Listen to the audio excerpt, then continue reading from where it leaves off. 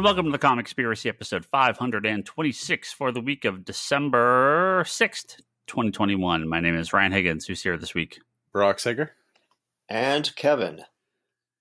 Firstly back from SDCCSE. San Diego Comic-Con Special Edition. I actually was trying to get Lane here because he's just back from Emerald City. I was going to do an all con episode, but he will. I think he's going to be on next week to talk about Emerald City. Excellent. We do have some news. We do have some random stuff to talk about. I didn't do any questions this week. That's fine. We'll have stuff to talk about. But Kevin, I do want to start. You braved a public event in the middle of a global pandemic on its, I don't want to say tail end, but it's last legs, Ryan. It's going to be over. Seeming like, but by spring, it'd be like nothing happened. Right. Stop reading bullshit. How was the San Diego, Comic-Con International Yes. San Diego Yes. Special Edition? The I believe that is the full legal title. Yes. Of this con. Yeah. And explain for people that don't know what happened and what it is and what the difference is. Okay, so here's the short version, because I'm guessing most people listening know at least some of this. So they've been making an effort. They wanted to have a show at some point this year, so they're not vacating the convention center for 2 years in a row, was the objective. And so they're looking at all the dates over the calendar. And there were other dates. For everybody's like, oh, why would they do it on Thanksgiving? There were other dates. But the other considerations were you have to have time built in for dealers and vendors to load in and out. And so is it worth advertising for a one-day San Diego con with no panels and it's just like a show floor? Because those were the other options. They didn't want to do that. So the reason it was on Thanksgiving weekend is because that's the only time that there was a buffer on both sides of the show for people to travel, come in, set up, have conference rooms upstairs, and have buffer on the back end to pack up, unload, and get out. That's why it was there. So ideal? Of course not, but it is what it is. And I think I mentioned on a previous episode their target numbers were 30 to 40K tickets sold, and the last that I heard it was in the 50s or just across 50. So without knowing what to expect, so Ryan, you were at the last San Diego I was at, which was 2019. Yep. I think I could safely go in expecting not that, since there were no publishers. I was going to say, what does 50,000 people at Comic-Con feel like? It feels like a convention where you can walk with your arms outstretched in the aisles safely. Like 6 feet? There were no publisher presence there pretty much at all. Because the insurance on that is ridiculous. Well, so rolled up the first day. So it was a 3-day show, Friday, Saturday, Sunday. Rolled up the first day, and there's all of a sudden this, and you just go in normally and pick up a badge. So my brilliant strategy is, so the show opened at, I think, at noon. It wasn't even a morning thing. I think my brilliant strategy was get there at 1, walk right in, get a badge, and stroll in.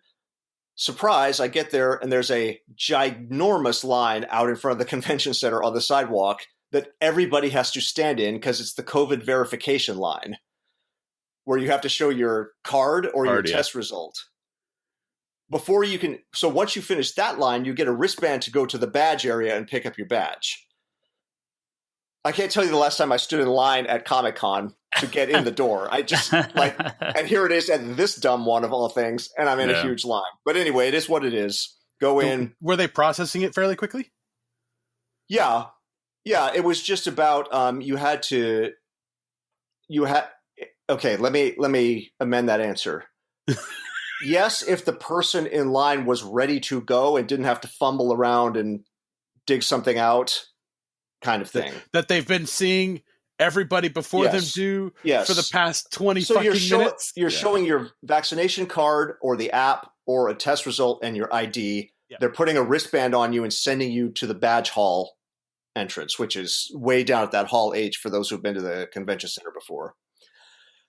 Anyway, So get in the show, and this is not a story for all the listeners. Normally we have some good post-con stories. Excuse me. This is not that. This is more just what it looked like. I think the biggest surprise to me was there were a lot of guests there who were not advertised ahead of time. I mean, like name creators, not just randos in Artist Alley. So wow. I saw probably half a dozen to 10 people who I had no idea were going to be there. So nice. That's kind of a surprise on the good side. Yeah. It's pleasant. You know, did I need 3 days at that con? No. I was pretty much good after a day and a quarter, day and a half. I mean, it was a fun weekend the whole time. You had to catch up on your line time. The line cut in, so you had to go an extra time. Right, yeah. It was a fun weekend the whole time. Weather was beautiful. I had a great time down there. I'm just saying, as far as in the convention center, nobody needed to be there for 3 days unless you were tabling. No fan needed to be there except, hi, here's one who did. Checked out the Comic-Con Museum, which is opening for real next summer. But it's open now with kind of a skeleton selection of exhibits. But the real gala grand opening is July 2022. So it's basically, I mean, I bought a couple of art pieces, bought some random back issues. I would say the biggest downside for me was so for those who haven't been to the convention center, when you walk up, it starts at Hall A or entrance A and goes to H. And H is where the big gala things are. So I would say in a usual year, maybe A, B, C doors are like that end of the convention center is where the comics are, the comics dealers. And then it moves into like video games, merch, stuff like that. So that ABC area was like tables to sit at and Funko. There were probably, as far as dealers selling comic books, I could probably count it on one hand. That was I mean, I know the Artist Alley was pretty big, and we'll get to that in a second. But I actually thought the comic dealers would have been. I thought it would have been like half comic dealers and like toy dealers, half Artist Alley. I wish. That's surprising. I wish it had been that. Comic people, they're normally scared of germs But what I'm saying is the area where those rows would be. Yeah, but Comic-Con, it's not as big as it used to be. But they have significant and large comic dealers that are there at Comic-Con still today. It's like the biggest one survived. Yes, but yeah, for sure. Yeah, they just weren't there this year. Yeah, that's surprising. They didn't even have it's not like there were empty rows where they would be. There were no rows. It was wide open floor space with tables to sit at. Like there would be in front of a snack bar, that kind of situation. And I saw that picture you posted on Twitter. A, B, and C turned into the eating area. Well, except you weren't near the snack bar. It was like these spare snack bar tables were used to fill this floor space, so it just didn't look empty. I saw the picture Ryan posted on Twitter about the Funko line. Yeah. I figured that was like the nightmare of the con. Yes, for those who did that, present company excluded. So yeah, I mean, it's hard to come up with a lot to describe.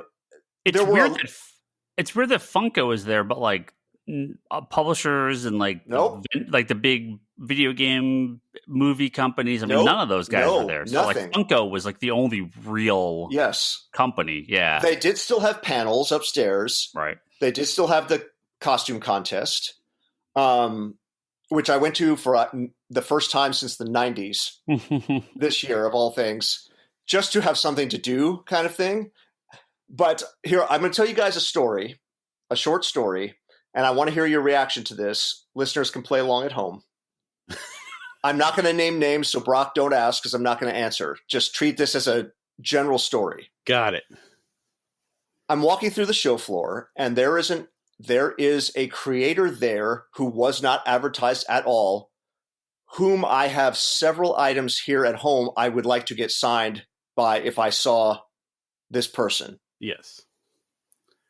The person, it's a he. I'll just use that for the pronoun to make it just wandering the hall, not at like at a table. Okay. Not tabling under his name at a table of like a dealer. Okay. Just standing, no line.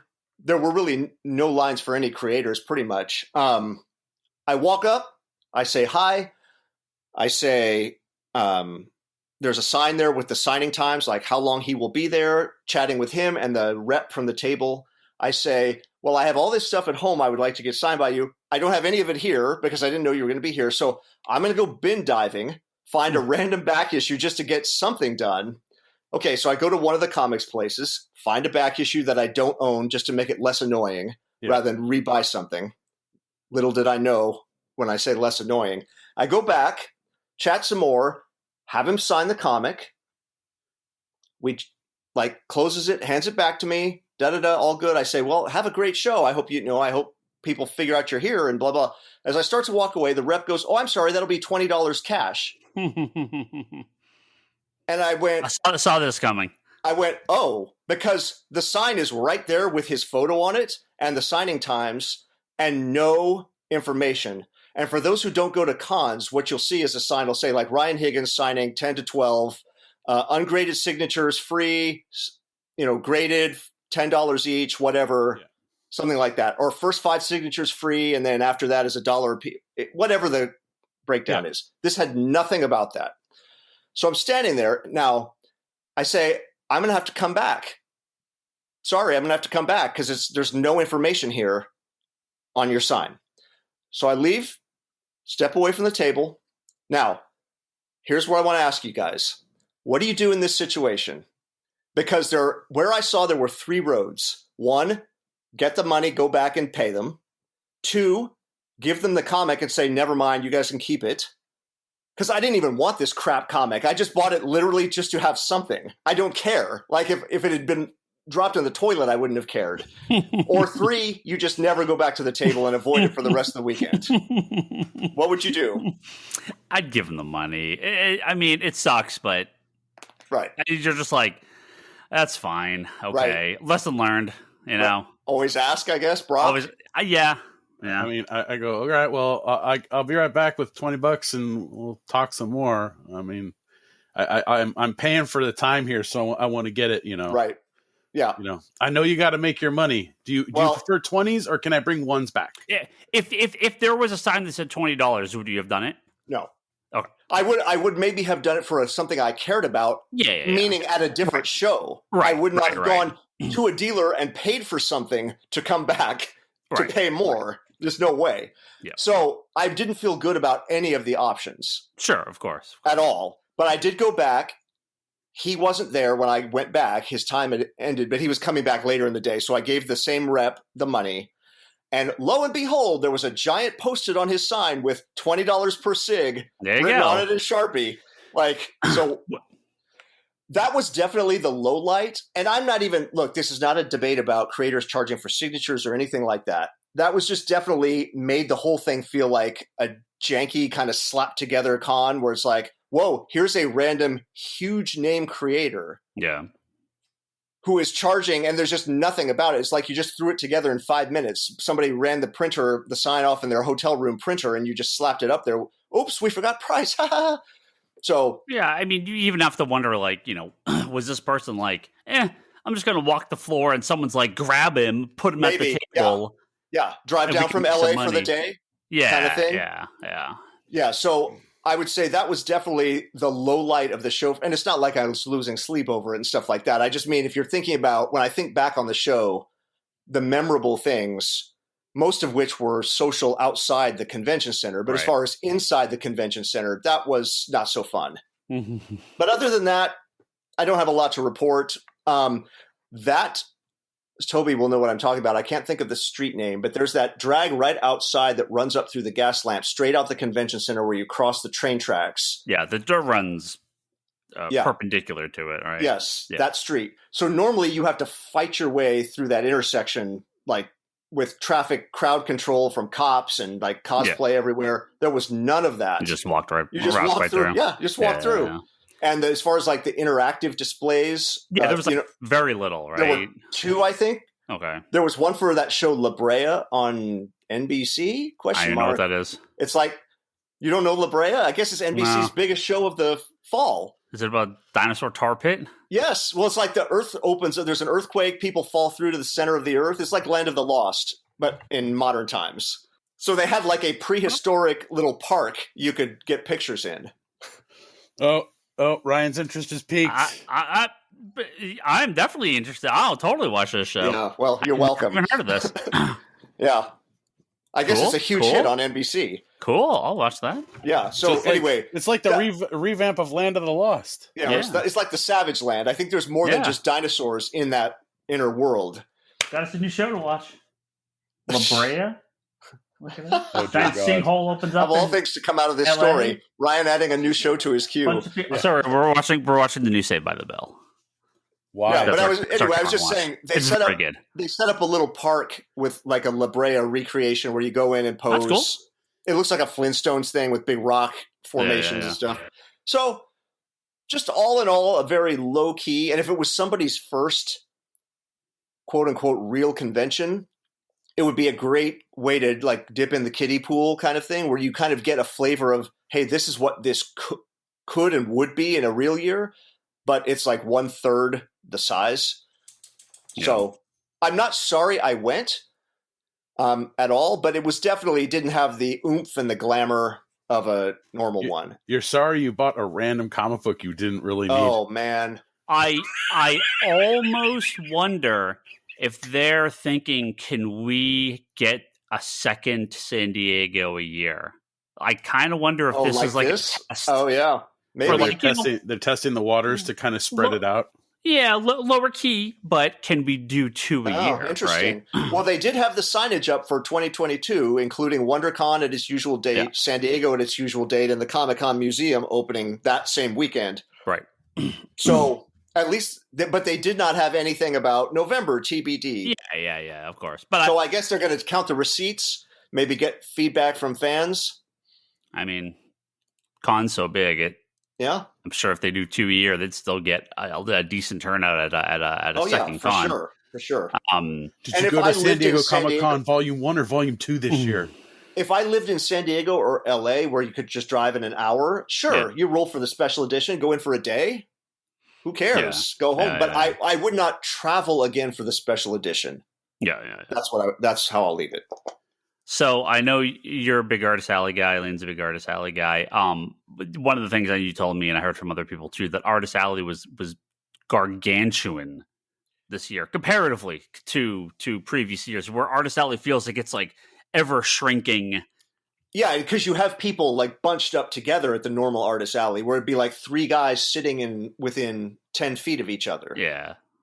So this was much bigger, and there were a lot of people who were able to get in because so many big name creators and services like Comic Sketch Art, which normally buys like 5 tables for all their was not there. So now all of a sudden, instead of their team of people, you can have 10 other artists who would normally not be able to get in. So that was fun, walking around and seeing brand new product, brand new faces. Yeah, that was fun. And then again, walking through and being like, "Whoa, she's here, he's here. What the hell?" Like you would think some of these people would make the flyer at least. Nope, not even the day of flyer. They weren't even on it. You just walk up and see their name on a booth. Did they roll in any like old school Comic-Con, like Timmy from Lassie, or like the Gorn from Star Trek, or anything? No, there like was that? none of the Gorn costume from Star Trek was in the museum, but the person who was inside there was nobody like that. See, I figured this would have been the con to try to do that too, right? To get every one of those, hey, Lou Ferrigno, right? I mean, perfect, right. perfect type of bring out. No one like that. That's like the old school con thing, and this. Yeah, I guess even at 50,000 people, maybe it's still too big to be that con. But yeah, and when I went to WonderCon, they would have WonderCon when in San Francisco would regularly have that like kind of like old school celebrity row, like, and WonderCon Anaheim still has that. Yeah. So I'm actually surprised they didn't try to do that here. They're not that far from LA. Like it was a little weird walking in a convention and not seeing Boomer from the OG Battlestar Galactica. I just feel I was lost. I was like, or the Billy Batson from the '70s Shazam show. Like what? I don't know what to do. I love it. Let me get a picture of random Slee Stack number 3. Yeah, it's like 12 Power Rangers sitting around. Yeah. I mean that is like con filler for like these type of things. So I'm actually really surprised they didn't do that. There was a lot more. You know what? There was a lot more of in the Artist Alley area was what I would refer to as like a Maker's Fair section. A lot more physical art related products. A lot of people are doing like jackets, shirts, like a lot of like pins, costumes and accessories and stuff, like engravings and accessories. All kind of things. Like there was a ton of that stuff. Especially, it's been a couple of years since I've been to Fanime or any of the anime cons, but that was getting really big because Artist Alley at Fanime, which is the big anime convention up here, is fucking like 3/4 of the convention. It's huge, and that's a big part of it. Is the not just the artwork; it's the other stuff that these guys do. So it doesn't surprise me that more of that's hitting Comic Con. Yeah, because that's a very popular. Well, I know when we were last at Big Wow, when we had a table, like when I actually got out and walked around a bit, they had a couple, like they had some of those things in one of the corners. So yeah, you usually see like the one booth of like Ren Fair and steampunk clothes and stuff like that. But you mean the one booth that you like beeline it away from? Oh yeah, it's like. If you want to corner Ryan at a con, just get all the steampunk cosplayers to kind of maneuver him into position. But you tend to see, less at that at the big cons. Okay, well that's cool. I was talking to Lane all Emerald City weekend, and it was killing me. But I could only do one con in a 1 month period. It's not like they're spread out over the year. So I made my choice. And Emerald City is known to be like the Artist Alley con, like the creator con. Yes. They have so many people show up there. For people who just want a comics heavy convention and you don't care about movies, you don't care about toys and video games, Emerald City, Baltimore, and Heroes in North Carolina would be the ones. That'd be your holy trifecta. Mm-hmm. And so but I couldn't do 2 travel cons back to back, basically within 2 weeks. It was the next weekend, I think. Yeah. Well, you could have done it if you had known the special edition was only a day thing. But I still had to pay. Like I still had to travel. Like even if I'd known it was a day. Yeah. So I could have just been a roadie and just stayed on the road, and then I could have hit Chicago after Seattle and just not come home for 3 weeks. Yeah, go for it. It actually is a question. I don't know if you looked into it, but like, how were hotel rates and availability and all that stuff? Because oh my God, it was like the ease. Because I went through the hotel hell, which this year was just like going to a travel site and booking a hotel. I was done in 5 minutes. With no queue, no way. Oh, normally it's a shit show. It's literally a roulette if you even get a hotel room. So I assumed it would be just normal, but I wasn't sure if it was like, con, so we're gonna have to do something funky or raise rates or. No, they still had the con special rates, but it was go on and it was just like booking through Travelocity or something like that. Yeah. So that part was a joy. How was your hotel room? Was it nice? What? Was your hotel room nice? Yes. Nice. Good view or no? Well, if you can see the water, I guess that counts as a good view, right? Yeah. So I figure we'll get some. We'll try to get Lane in next week, talk Emerald City, and hear how that was. Yep. So, Lane outspent me at the con for sure. Oh yeah, no. He messaged me when he was at like UPS or something, like mailing stuff back because he's like, it's too much for the plane. Yeah. The other question is, of course, the big one: masks. Were people actually good about it? Or yes. Okay. We're still California, which is still in the convention center you're talking about. Yeah. Yes. Now that gas lamp area the restaurants and bars were packed, and I mean like 2018 packed. I don't mean like packed for 2021. I mean, it was insanely busy down there at night. Yeah. But as far as inside the convention center and all the costumes incorporated masks into the costumes. Somehow, yeah. So everybody had them on. Yep. That's good. Yeah, I figure I figure my next con I guess it depends what happens in the next couple of months. But don't do it. Don't make that prediction. Don't make that prediction. You'll jinx us. I would think that, especially in California, between the vaccination rate and booster rate, and if some of the pills and shit they're working on. I would hope. I last year at this time I was like, hell no.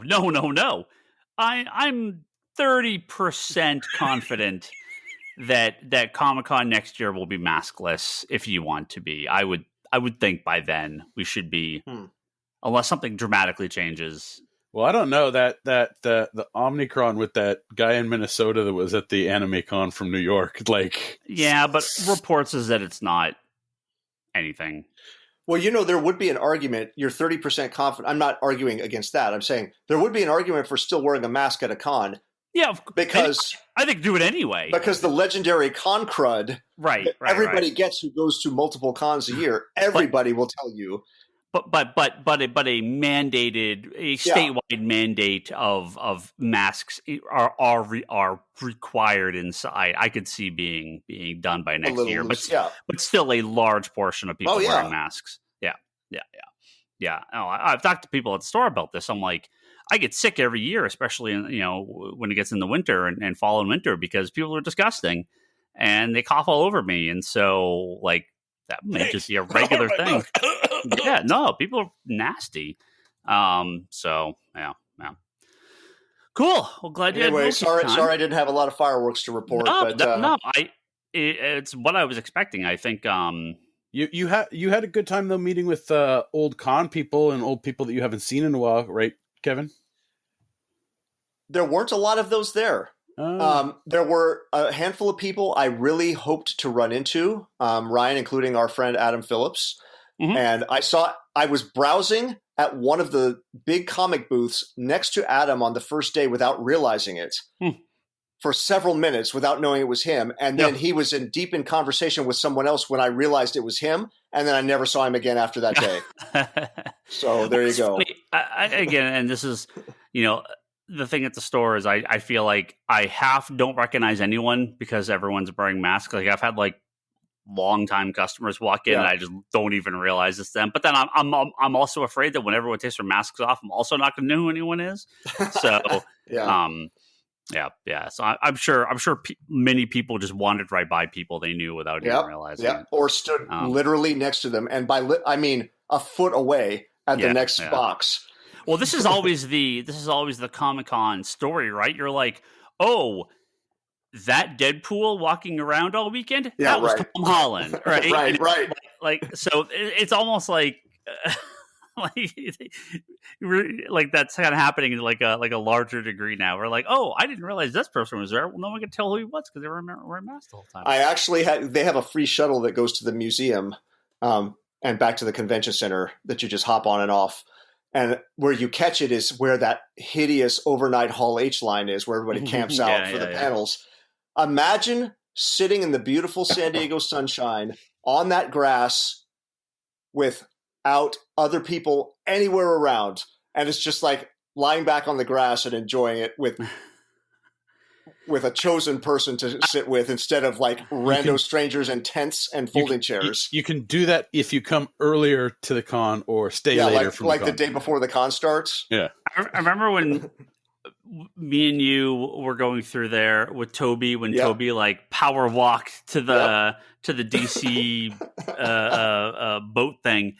And like, so the last time I had been to con, like that line was, it wasn't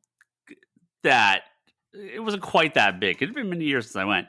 So that was like, that line. And it's how to describe it for people who haven't been there. It is like, like a city block of like tented, like picture the line to get into Disneyland if it stretched. If it was a single file line. If it went through downtown Disney? For a mile and a half of like roped back and forth. Yeah. And it's people sleeping there. Yeah, overnight. To get a seat in Hall H. Yeah, but there was no Hall H this year. So it was just like, wow, this is a beautiful, comfortable grass little field. It's huge. It's huge too because it goes all the way to the ocean. Yes. Yeah, it goes all the way to that back area of the hall. Yeah. What's funny though is you guys are talking about this like we never camped out for concert tickets or movie tickets or not like this. Anything not like this. My episode 1 sleeping in an oil stain camping trip was nothing compared to Hall H for Comic-Con. And what a reward you got for that trip. That was hundreds of people. This is tens of thousands. Like, yeah. I slept in an oil stain. That explains is so oil much. being used in air quotes here, or actual oil? No, it's Leanne finds that very, very funny. Okay, it's an old joke. Anyway, we can move on. But I really did sleep in an oil stain though. Like my friends had a tent. I had like a little sleeping bag. I only stayed there for like a couple nights. It was not fun. It was horrible. Anyway, let's move on. Thank you for your con report. And I can't wait to hear more about Emerald City next week. Yeah, two con reports in the last 2 years. So it's gonna kill me to hear all this next week. But I will grit my teeth and wish. Lane, you're not. I mean, you have specific things you like, and you've had your Captain Marvel, classic Captain Marvel, yes. And Adam Warlock, like project. But Lane has a much. I mean, he's still very specialized in what he wants, but he is a much broader collector of artwork and original art and sketches and art books and commissions. Prints, you're extremely focused. And it's not, but for me, the art and the shopping and stuff is a percentage of the fun of going to cons. I'm much more interested in seeing people, catching up with people who I never see in person except at cons. Right. That's why, like, multiple times, my bar tab has been bigger than what I've spent in the convention hall, including this year. FYI, I did it. That's great. Okay, well, that's great. SDCCSE, all right. Did you just check that off? Take my notes. No, he's putting it in the notes. Okay. So. What do we talk about? Just a handful of movie. It's all like movie news this week. A bunch of random stuff dropped. Very light on comic book news. We're talking about one of the biggest events possible happens. It might happen. What's that? If somebody buys the rights to Battle Chasers, it might actually get finished. Oh, okay. We could start there. I believe it was today. It was today. I don't remember. Was it? Hold on, because it was very, very funny. Let me. It was Tim Seeley retweeted this. It's from Deadline. Deadline. Exclusive blah blah blah Alcon Television Group, whatever, I don't know who that is, has stepped up with a preemptive bid to snap up the rights to the Battle Chasers fantasy comic book series from prolific comic book artist Joe Madureira. I always call him Joe Mad. I can never remember how you pronounce his last name. Madureira? I never remember how to pronounce his last name. I've never actually heard it said out loud. I think everyone just calls it Joe Mad because Madureira. But I do like Tim Seeley's tweet that says prolific because Joe Mad does not do a lot of comic art. He does very, very, very minor. But yes, apparently they're going to do a upcoming Hitman show. What? A TV show based on Battle Chasers? Sure. I don't know, like live action would be odd. I mean, it's a big fantasy series. I'd be kind of surprised about that, but it sounds like they're going to do something. I know Battle Chasers number 10 is eventually going to come out. Issue 9 came out in 2001. Yeah, so it's going to come out by not him. I mean, another person's going to draw it. And that was even back in, I'm looking here, back in March. And it's December. Yeah. And there's no word. And solicitations are out through February. And there's no solicitation for the new issue. So he announces issue 10, and then a year later, it still won't be out. So going right on schedule there. We'll see. I mean, they did those. He did sell the rights or worked with the company that did the video games, and they made multiple video games. So it's possible the show could come out. I mean, I have zero faith in the comic, but Uh, I know his tweet was from March 3rd. So, and he says it will be available in shops later this year. I don't think so. Oh, whoa! For the issue number 10, yeah, no. That's what I said. And it's drawn by the earliest it'll be out is February. Or the earliest it'll be out would be March of next year, so a year after that. That his message. Yeah, I mean, again, a Battle Chasers show with the success of things like Witcher and this Mandalorian and stuff. So there's multiple kind of fantasy and fantasy adventure shows. I mean, Star Wars is fantasy sci-fi. So yeah, it could totally happen, but it would be, I'm sure, very much its own thing and probably more related to the video games than the comic, because there's just not much to pull from. Well, apparently, so hold on, I'm going down a rabbit hole here. So apparently on December 2nd, the artist that's drawing it says like that the issue 10 is done and he's working with Joe Matt on issue 11. Yeah, maybe they want to get a couple issues in the can. I mean, if you could do one issue a year, that's better than they were doing before. Because they have cover art for issue 10. This dropped 4 days ago. Okay. Yeah. Again, I expect it to be more around the video game and less to have to do with the actual comic. We also got some news about a new DC. Actually, I got 2 DC animated things. Let's talk about this real quick. There's 2 DC animated movies on the way, one theatrical, and that is a Metal Men animated movie, which could be very, very cool if done right. This is full metal, a fully theatrical movie. So this isn't like one of the direct-to-DVD movies or anything like that. Oh, so you're talking like more maybe a potentially CG one? Doesn't say. It just is animated. Ron Clements and John Musker, both 2 Disney animation legends. They worked on Hercules, Aladdin, Moana, Princess and the Frog. Just ton of modern Disney stuff. Little Mermaid. So that could be great if done right. I do somewhat related because the article I'm talking to, they're talking about Super Pets, which we got our kind of full trailer for the other week, and I was a little disappointed because like the Super Pets trailer, it's like I was hoping it was actually going to be the Super Pets. It's not. It's just crypto and like a bunch of rando animals that get random powers. So I was like, oh, I hope this would actually be like the Super Pets. It's Super Pets. It's not though. It's crypto. Actual Super Pets. They're pets with superpowers. It's not the Super Pets, is what I'm saying.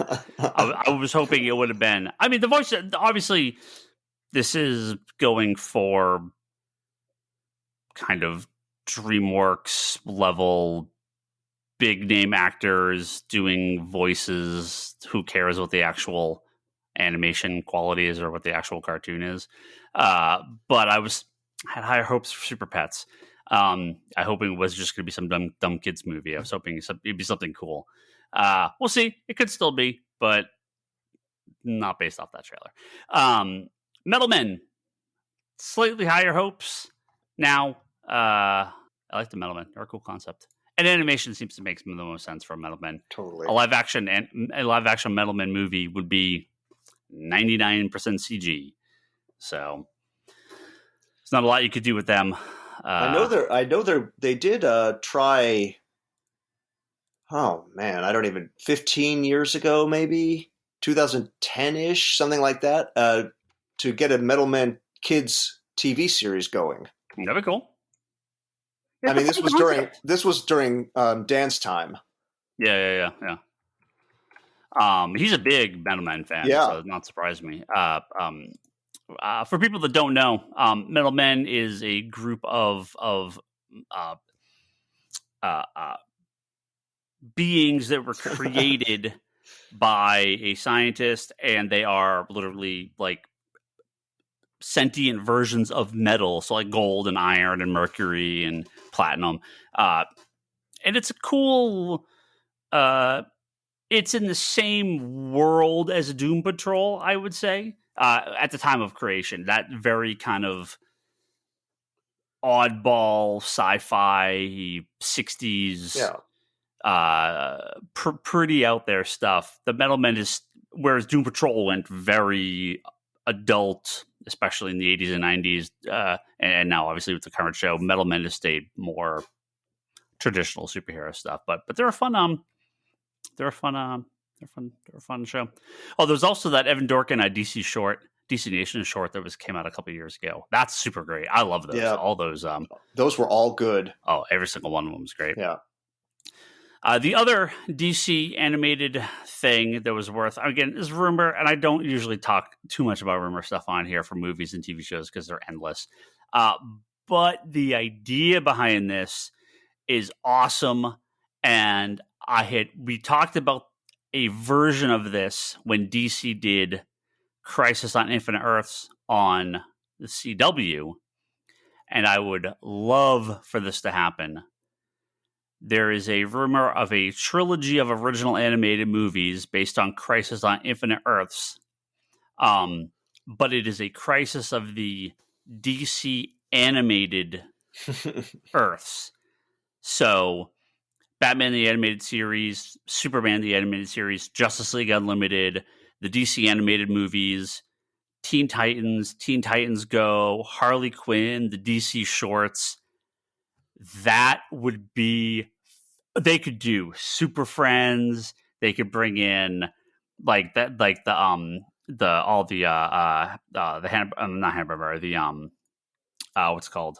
The Filmation stuff, right? Oh, would you technically be allowed to use the Robot Chicken stuff?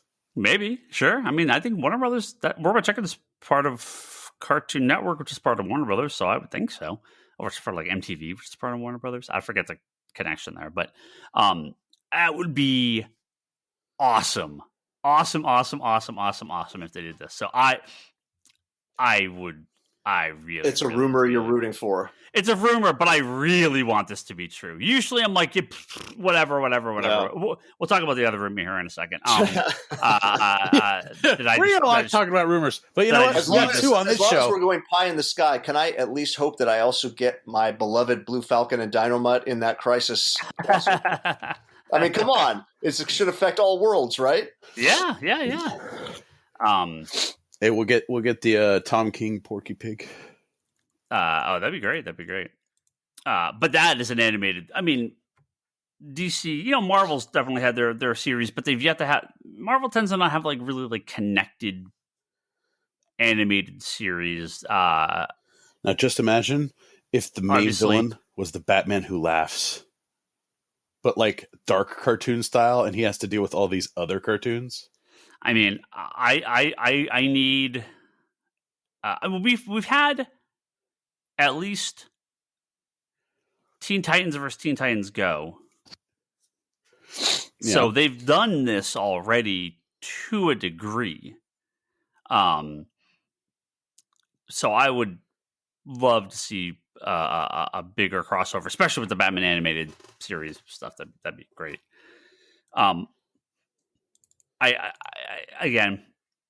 I don't. This is not a rumor, but this is worth mentioning only because I expect we're gonna. This is gonna go one of two ways. Kevin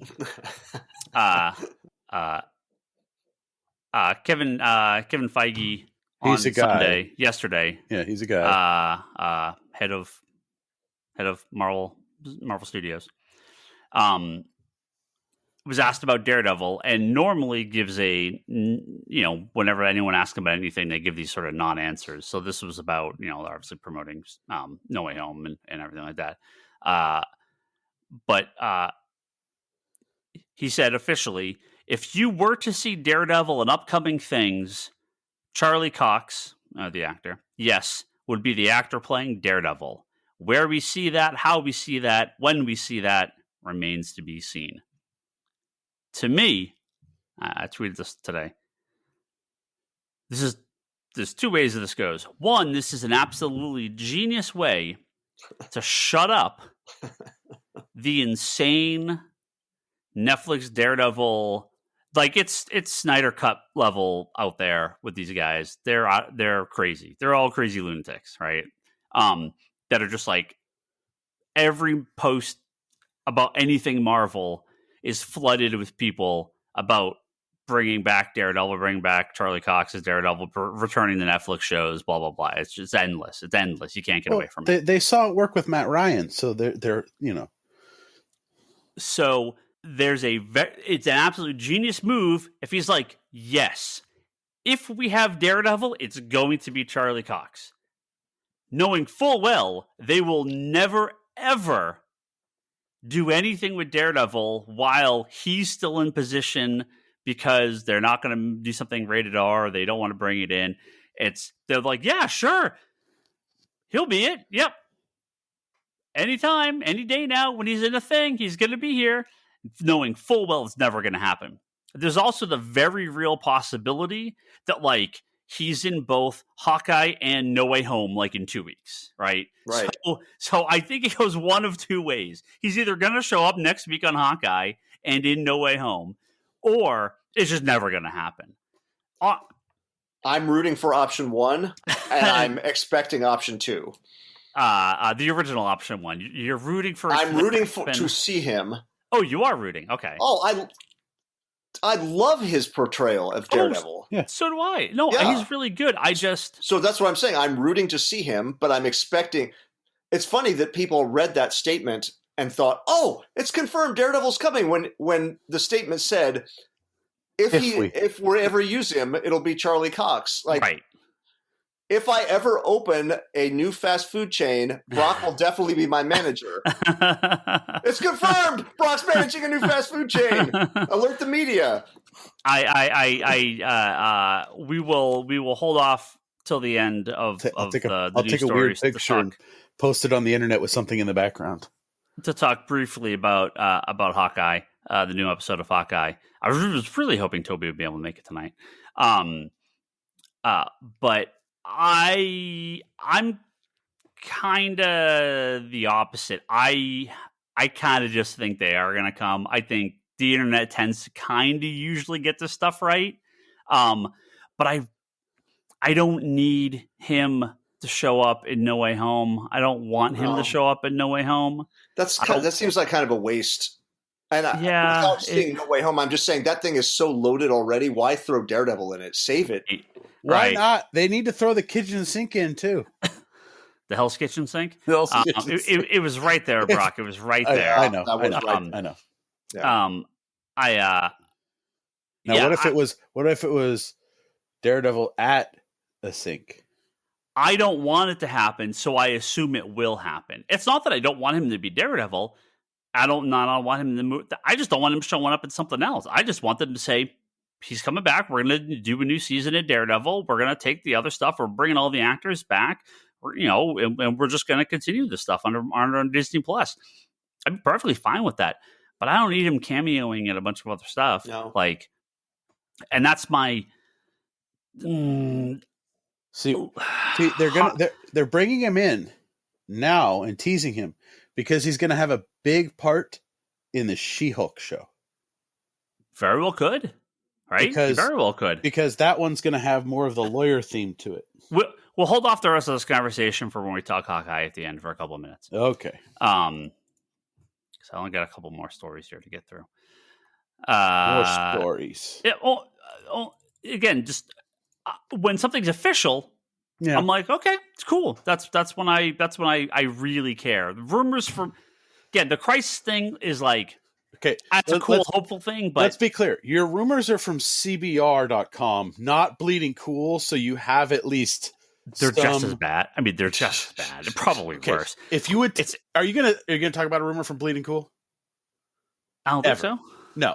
CBR, fine, I'll let it slide. I mean, it's the same nonsense that gets posted on 12 sites. I just pick whichever one ends up in my feed first. So in the case of this, okay, so like the DC thing, that sounds cool. If it happens, great. If it doesn't, I'm not going to post 9,000 times a day screaming at every single person involved in DC to make this happen, because that's not how this works. Crisis on Infinite Earths, make it now. So when they announce, they announced that there is a multi-year deal with the director of Shang-Chi and the Legend of the Ten Rings, Destin Daniel Cretton. They're going to do a sequel. Obviously, it's very successful, and a Disney Plus series. Don't know, no specifics, but hey, now we have official, real news to talk about. So, greenlit Shang-Chi sequel, and greenlit a spin-off Disney Plus show. No surprise either way, but probably a couple years out. Yeah, man, we make a movie in 6 episodes. Movie, 6 episodes. Well, that's how we're ordering these things up, man. I would guess we'll get, the post-credit scene will be the continuation of the movie with the sister, and then TV show. Don't know. Or the TV show's about her. Yeah, the TV show would seem more like the something sister. Completely different. I don't know. You just. I don't know what the TV show would be in the Shang-Chi universe. It'd be the establishment of her crime regime, of her as the Mandarin. I mean, that could be I guess maybe you do the show to set it up, and then the movie. But I mean, I don't know. I don't know what the show would be. But see, that'd be cool. That'd be fun. And finally, I don't know if you guys watched it, but they did have the trailer, kind of teaser trailer for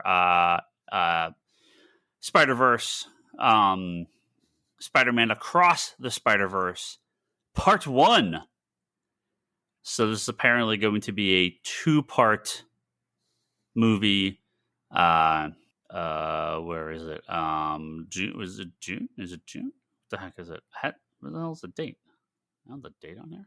October 7th, 2022 is Spider-Verse Part 1, and 2023 is Spider-Verse Part 2. Yeah. So they're doing a double back-to-back. Isn't Kate Bishop, the actress that plays Kate Bishop, Gwen? Yeah, I believe so. Isn't she voicing that? Yeah. We talked about that? That sounds right. I think so. I'll double check. You mean in the first movie or the new one? Either one. So no surprise that they're doing a sequel. I've avoided all information on the new one. So it's Haley Steinfeld. She's she's in the first one. Mm-hmm. Yep. Yeah. She continues in the next one. Oh, okay. Yeah. I mean, there's no news of anything. It's just Miles and Spider-Gwen. So that's okay. Yeah, so I didn't need to avoid anything. No, the trailer. I mean, it's just. What are you talking about? There's nothing. What are you talking about? What's up? Spider-Man 2099? Come on, man. Oh, but they tease that at the end of the. They tease that at the end of the first one. Yeah. What? Who? You? The Spider-Man pointing at each other. Yeah, we'll see if the animation makes my head you sick, feel bad, and makes me sick. Maybe I'll wait till this is on TV and watch it, and just not see it in the big screen. It's gonna be a superhero movie Leanne will see without me in the movie theater. Oh, and that'd be funny. I'll just say we can move on after this. I got the 4K of the first movie, just rewatched it right before San Diego, and I have to add another plus onto the end of the A+ grade because I may have loved it even more this time than the 3 previous times I've seen it theatrically. Nice. This is my first home viewing. That's cool. Yeah, I mean, they're definitely doing the same style of animation with the multiple frame rates and kind of wild color palette. Very out there. Everything everything that assaults your eyeballs and hurts your brain. It's just everything work differently for is everyone reacts to stuff differently. Chocolate and vanilla. Yep. That's fine. That's why the place has 31 fucking flavors. Yep. Okay. that's it for news.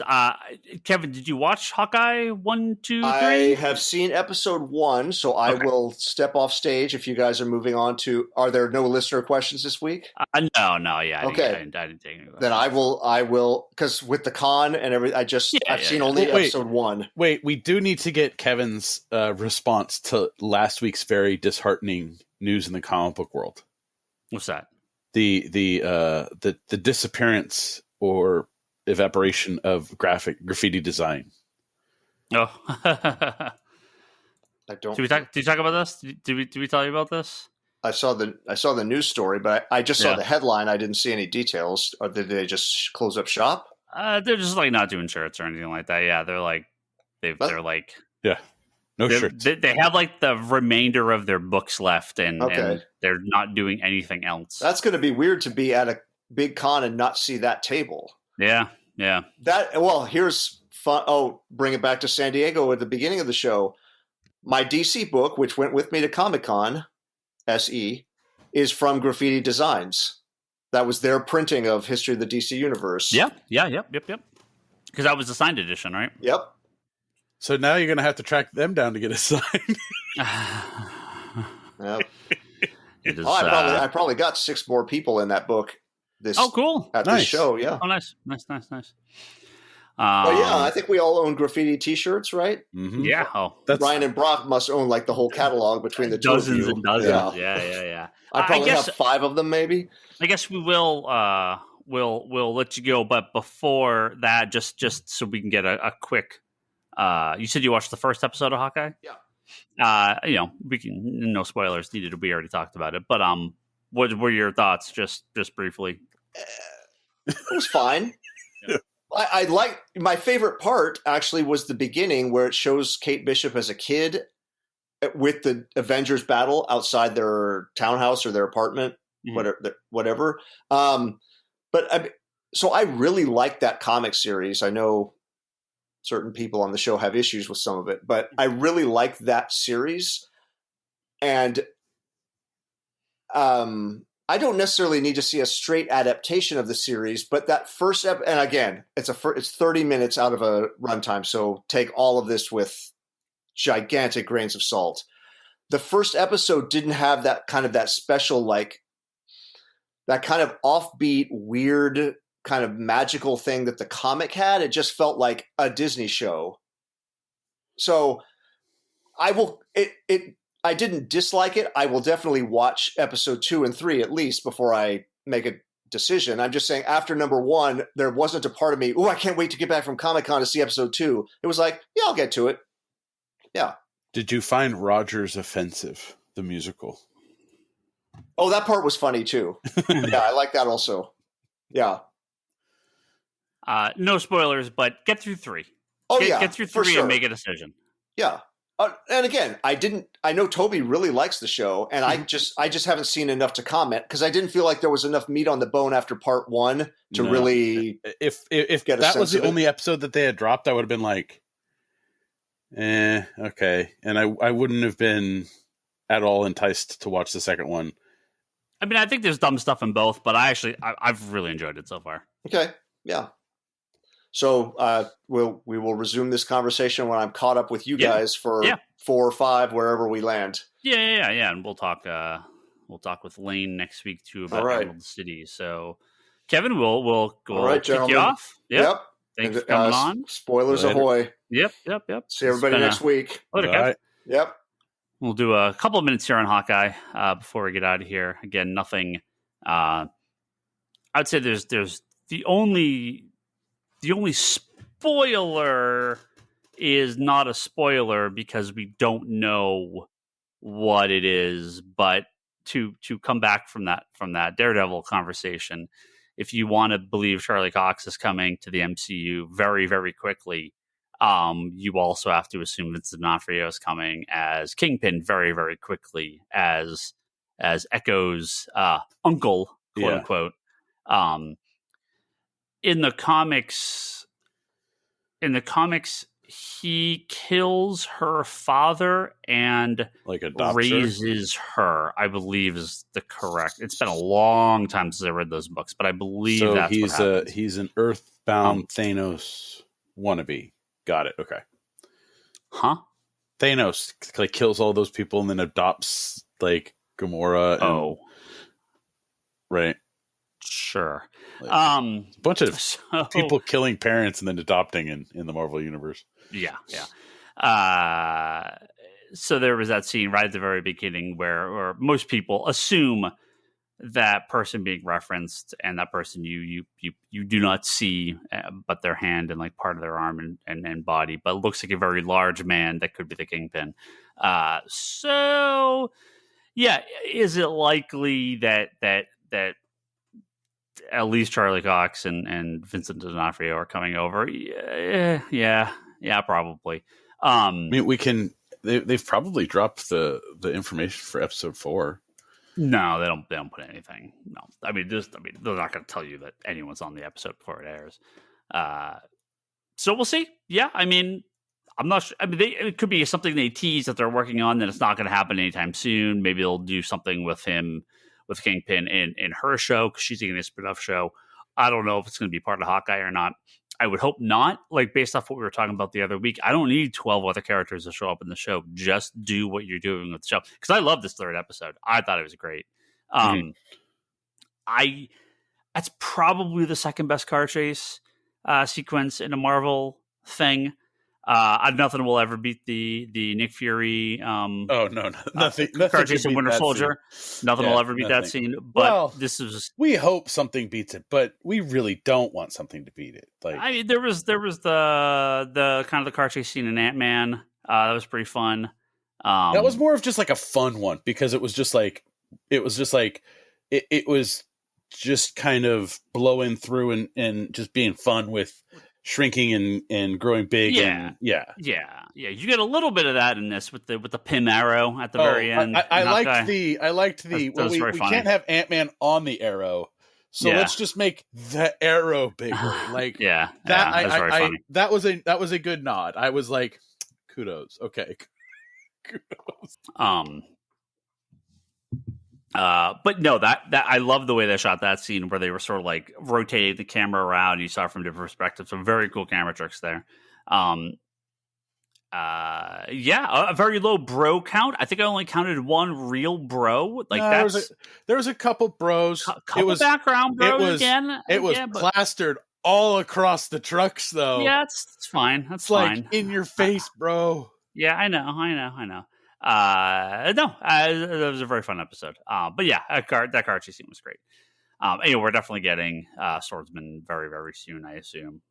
That's why I said, like, I don't need Kingpin to show up in this. I don't need Daredevil to show up in this. I don't need Black Widow to show up in this. We already have a shitload of characters. The thing is like, go with who you have and spend more time with those characters. Well, the thing is like the show isn't about what's going to go on between Clint and Nat's sister. Like, that's not what the show is about.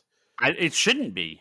Yeah, that is a show. If you want to do that show, if you want to do the Hawkeye and Black Widow show, I am 1000% down. That's not what the show is. Yeah, and I don't need them to. The things like with Kingpin is something that's going to be introduced after.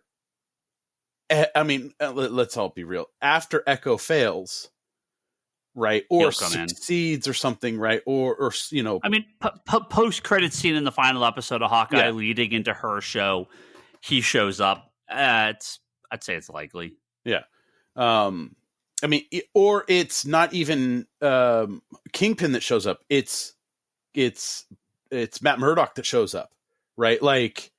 I don't see why he would show up, but it's possible. Well, it could be something along the lines of like, you guys are tangling with somebody, like, you know, it's kind of like, you guys, who are you? Well, I'm somebody you want to know because who you're going to be tangling with soon is somebody I'm familiar with. Yeah, like something along those lines, right? Like, you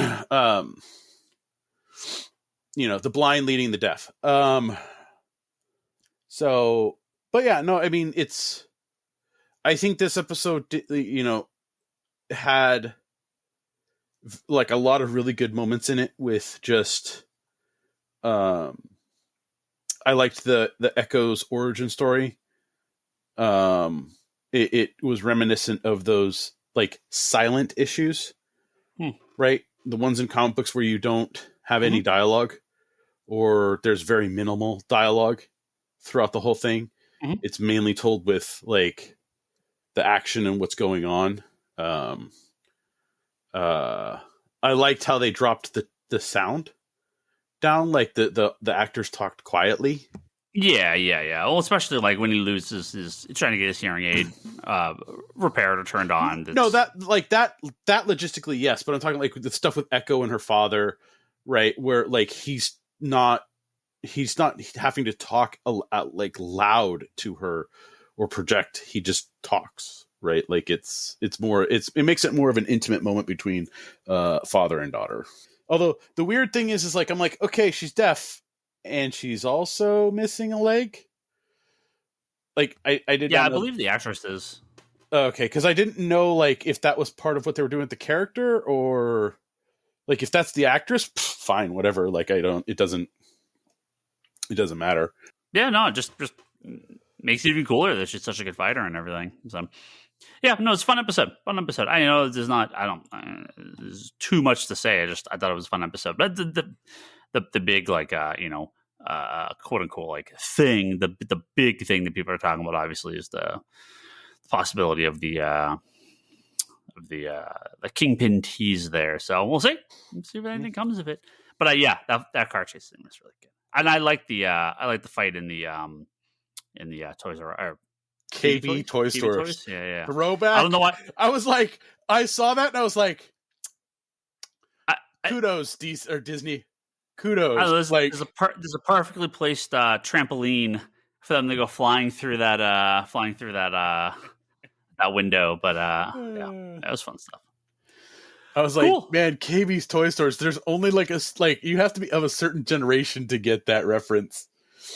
Oh, everyone knows KB. Come on, what are you talking about?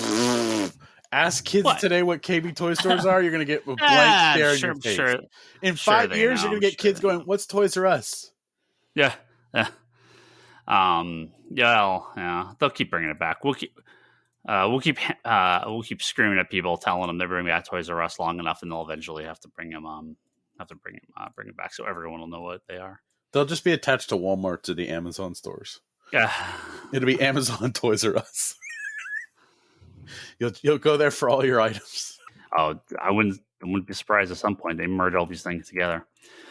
All right, yeah, that's it. Not a ton to say about Hawkeye, but I definitely wanted to touch on a couple of topics there. And we'll be back next week, talk about Emerald City and whatever else happens. Ooh, it's actually a good time for us to look. Let me check my schedule here. You have a schedule? It's Sunday. Monday, so 26th. Ooh, Sunday the 26th. We're recording that. Ooh, maybe we'll just save it. It's either going to be Sunday the 26th or January 3rd. One of those 2 days is going to be your big end of year wrap up. We used to do. God, I don't want no. Well, no, that's what I said. We used to do it a little bit differently. Fuck. Things have just changed in the last couple of years. We're. It is a much more compact, concise, not 6-hour multi-part breakdown across. I'm like, I can tell you flat out right now, single issue on my top 3 is that Wonder Woman film as Kelly Sue DeConnick Black Label issue that came out. Yeah. Holy we'll talk about shit. We will run down a list of our favorite comic books from this year. Yeah. Our favorite television shows from this year and our favorite movies. Comic book TV shows. La Brea is going to be on there. And comic book movie shows from this year. We should probably wait till the 3rd. So if we can make sure that No Way Home gets a spot for anyone that's going to go see it. So look for that. A couple weeks, about a month from now, we'll do our end of year wrap up episode. So we'll start planning for that. Thank you to our high tier backers, Joe Duff, new ones, right? Kelsey May. Kelsey, thank you very much for your support. Thank you very much for your high tier backing of the Comic Conspiracy podcast. Craig Anderson at clearpasscoaches.com, Jimmy Rivera at the Social Forum Podcast, and Talon Bray. Thank you all for your continued support throughout this year, and to everyone that supports us at patreon.com/comicconspiracy. Gives these guys a couple bucks for helping me record this dumb old podcast every week. Please go over to comicconspiracypodcast.com, Apple Podcast, and Spotify for all our previous episodes. Make sure to rate and review us so we get higher up on the algorithm. I don't even look anymore. Does anyone look at reviews for People podcasts anymore? They do. I'm sure they do. I've randomly been doing Google reviews, and like it's like so many people like look at them. You're just like, all right, fine, whatever. Comicsconspiracy.biz. If you want to pick up some stuff from us, you can go on there, pick up in store, or for mail order, you can go to comicsconspiracy.biz. Conspiratobrock.com. That's Brock's pull list, blog, unboxing videos, all that stuff. It's been a little delayed to getting stuff done since this big move, but give him time. He'll get back on it. You have a nice holiday break coming up. You get to burn through some of those comics. Do a special end of year episode of maybe just Brock. Yeah, just do something. I don't know. I'm debating right now what I want to do. So new year, new you, Brock. 2022, make it happen. Okay. Refresh the site. Wanderers in the Fourth Dimension podcast. Doctor Who's wrapping up, so we should get Charlie back next week, he said. And then fanbasepress.com is where Kevin Sharp hosts his weekly interview series called Between the Panels. Mm-hmm. Check out his interviews there. And then go to leannehill.com for all my wife, Leanne, for all her artwork and commissions and stuff, which is over at Etsy, etsy.com/shop/LeanneHillArt. Bless you. Head over to Twitter. We're all still on there. A lot of comic creators have left. We haven't left. We're still on there. I'm still on there. We're not stacking it, baby. Never leaving Twitter. Ryan Higgins, Ryan. That's me. Brock's Brock Sager. Toby's Toby XI. Charlie's Insanity and Chaos. Kevin is that Kevin Sharp. The store is Comics Con Store. Check out Geekbox and Manga Machinations. I expect next week's Geekbox is going to be all Final Fantasy 14 and the new expansion. Thank you all. What's that? Have you played it? No, I have. I'm still on the very first expansion. I didn't start playing until recently. I played when it came out. I didn't get very far. I stopped. I didn't have enough time. I started playing it again recently, so I'm working through this. Thank you all very much. We'll see you next week.